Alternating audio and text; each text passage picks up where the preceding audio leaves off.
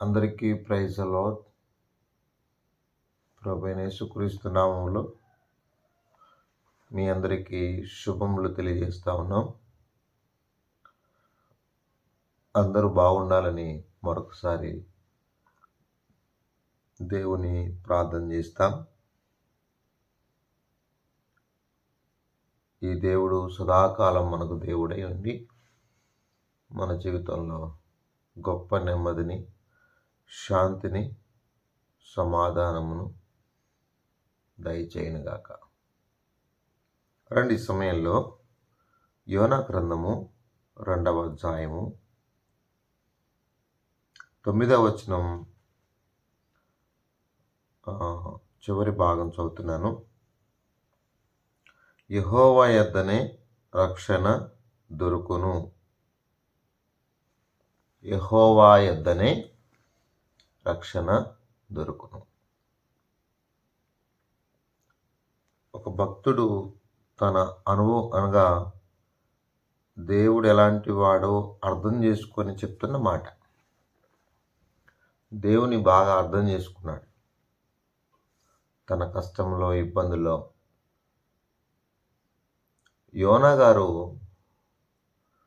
దేవుడు వెళ్ళమన్న కాడికి వెళ్ళక తన సొంత తలంపు ద్వారా నినివేకు వెళ్ళమంటే తర్షీషుకి వెళ్ళిపోయాడు. ఓడలో ప్రయాణం చేస్తుండగా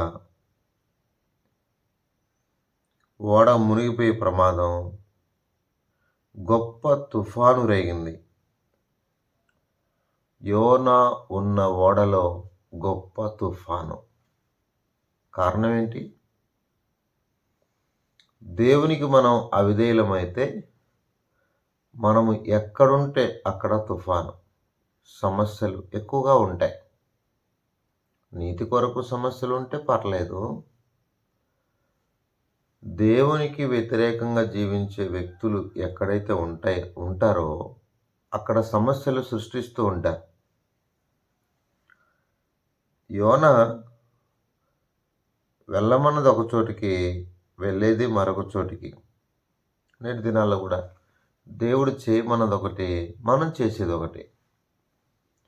దేవుడు చేయమన్నది చేసేవాళ్ళు చాలా తక్కువ మంది ఉంటారు. దేవుడు వద్దన్నదే ఈరోజు ఎక్కువగా చేస్తారు. ప్రజలకు కూడా తెలియదు ఏది దేవుడు చేయమన్నాడు దానిని చేయాలి అన్న విషయం, దాన్ని ఫాలో కావాలి, అలా చేస్తున్న వారిని వెంబడించాలి అన్న జ్ఞానం ప్రజలకు లేదు. ఇరుగు మార్గాన వెళ్ళడం ప్రజలకు ఇష్టం లేదు. ఇష్టానుసారమైన మార్గంలోకి వెళ్ళడమే ప్రజలకు ఇష్టం. దేన్ని ఆదరించాలో, దేన్ని ఆదరించకూడదో, దేన్ని ఫాలో కావాలో, దేన్ని ఫాలో కాకూడదో ప్రజలకు ఇప్పుడు అర్థం కాలేదు. ఏదైతే ఆకర్షణీయంగా ఉంటుందో, ఏదైతే విశాలంగా ఉంటుందో దాని వెంటే పడుతున్నారు నేటి ప్రజలు. కాబట్టి ఈ విషయంలో మనందరం కూడా చాలా జాగ్రత్తగా ఉండాలని నేను మీకు ప్రేమతో తెలియజేస్తూ ఉన్నాను. గొప్ప తుఫాను రేగడానికి కారణం, ఓడ బద్దలైపోయే ప్రమాదానికి రావడానికి గల కారణం యోనా. అవునండి, యోనా. కాబట్టి ఈ విషయంలో మనందరం కూడా ఏ విషయంలో అయితే కొంత లోటుపాట్లు కలిగి ఉన్నామో ఆ విషయంలో మనల్ని మనం సరి చేసుకోకపోతే గొప్ప ప్రమాదంలో పడే విషయం ఉంది.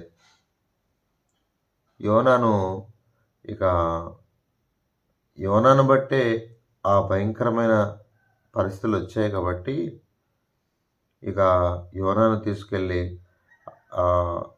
ఆ సముద్రంలో పడవేశారు.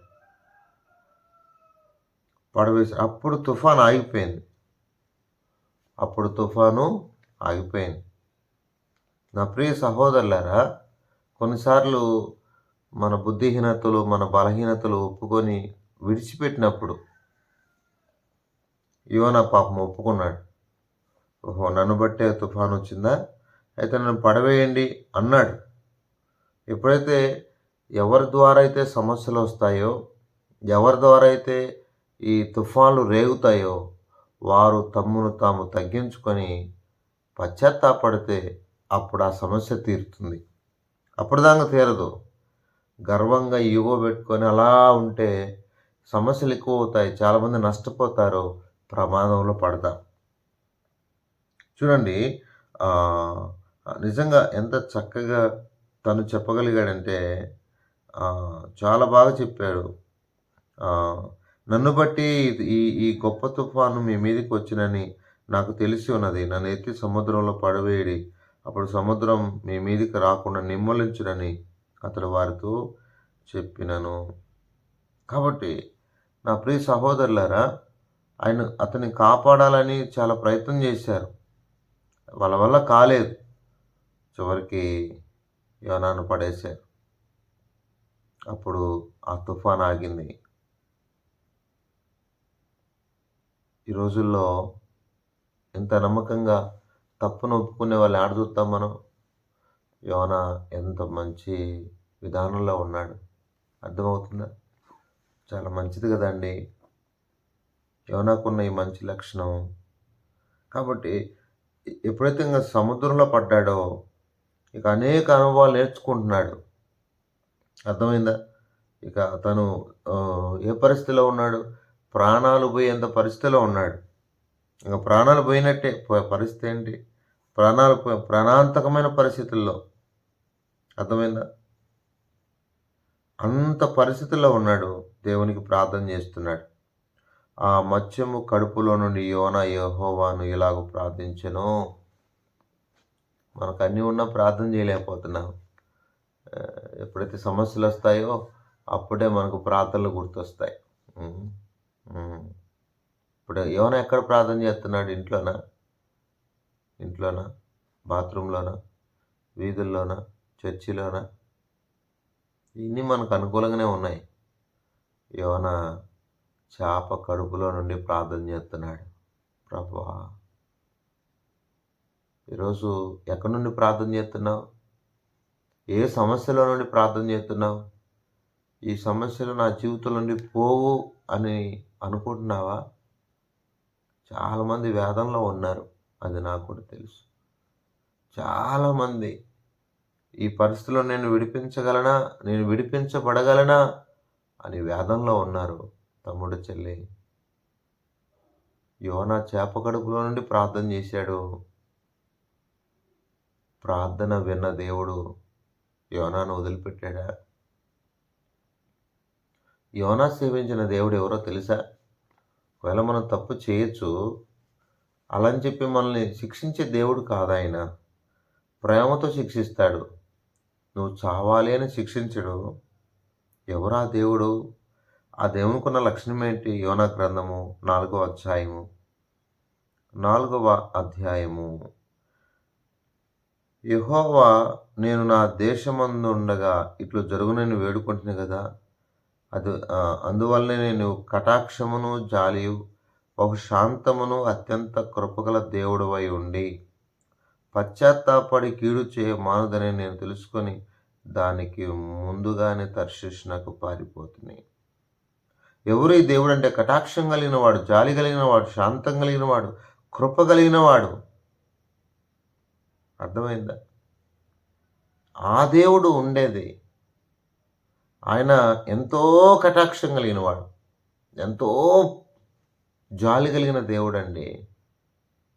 నువ్వే పరిస్థితిలో ఉన్నావో ఈ మాటలు వింటున్న నువ్వు ఎవరైనా పర్లేదు, ఏ కులం, మతం, జాతి ఎవరైనా పర్లేదు, ఒక చిన్న ప్రార్థన, ప్రభువా ఈ పరిస్థితుల్లో నుండి నన్ను రక్షించు అని ప్రార్థన చేయి. శిష్యులు కూడా మేము నశించిపోతున్నాము, నీకు చింత లేదన్నప్పుడు వారు ఎందుకు నశించిపోతున్నారు?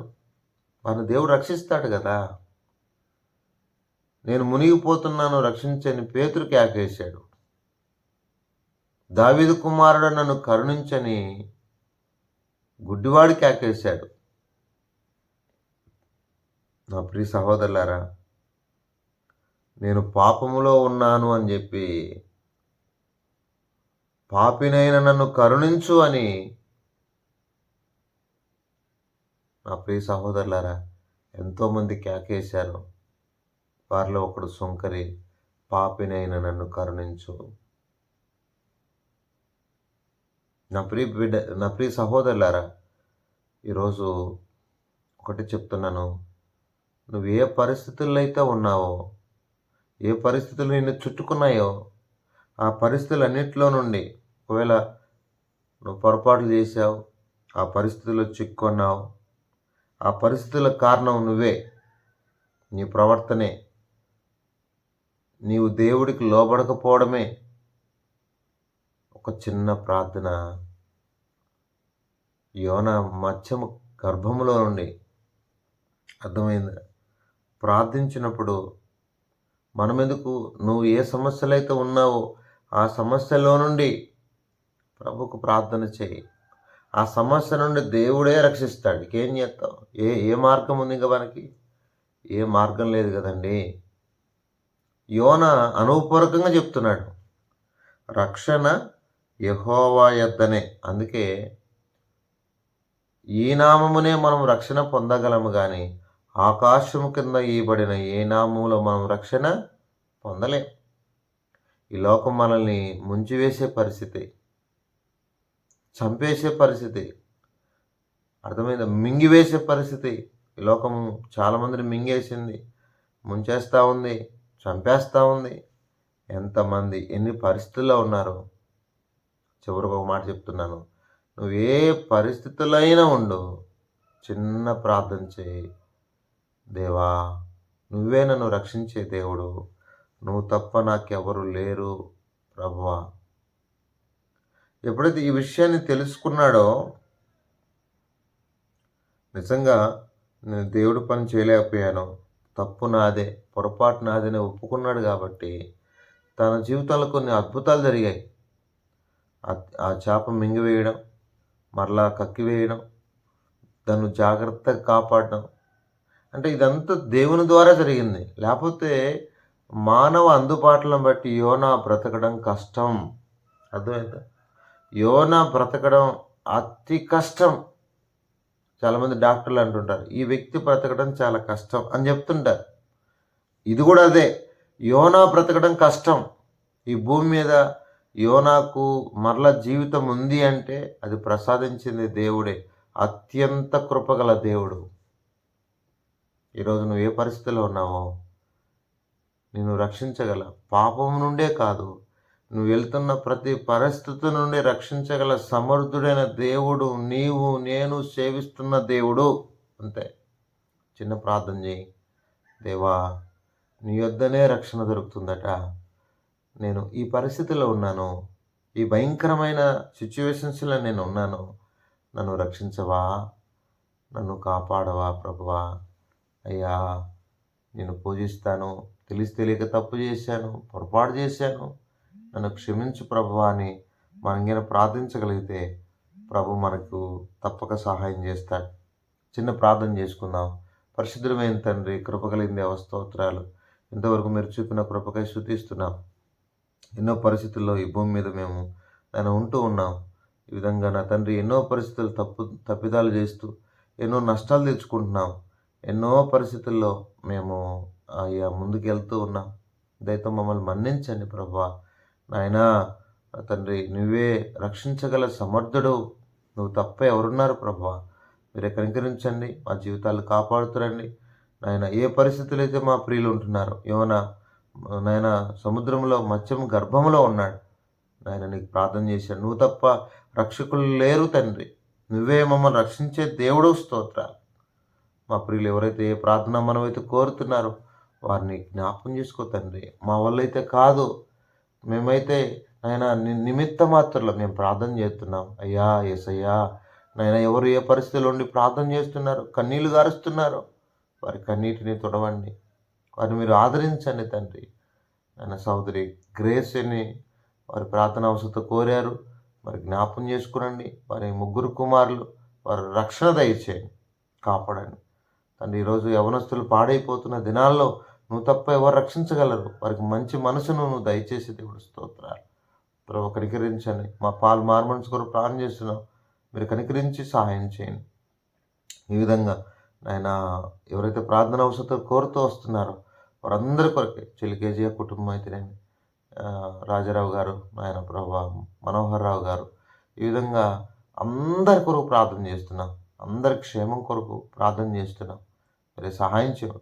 ఈ నూతన సంవత్సరంలో చక్కగా అనేక విషయాలు నీ ద్వారా పొందగలుగుటకు, నాయన వారు అనుభవపూర్వకంగా తెలుసుకోగలుగుటకు, మా దేవుడు రక్షకుడు, ఆయన యొద్దనే అది దొరుకుతుందని వారు హృదయపూర్వకంగా విశ్వసించడం కూడా సహాయం చేయమని యేసు పరిశుద్ధ నామంలో ప్రార్థన చేసి అడిగి వేడుకుంటున్నాం తండ్రి.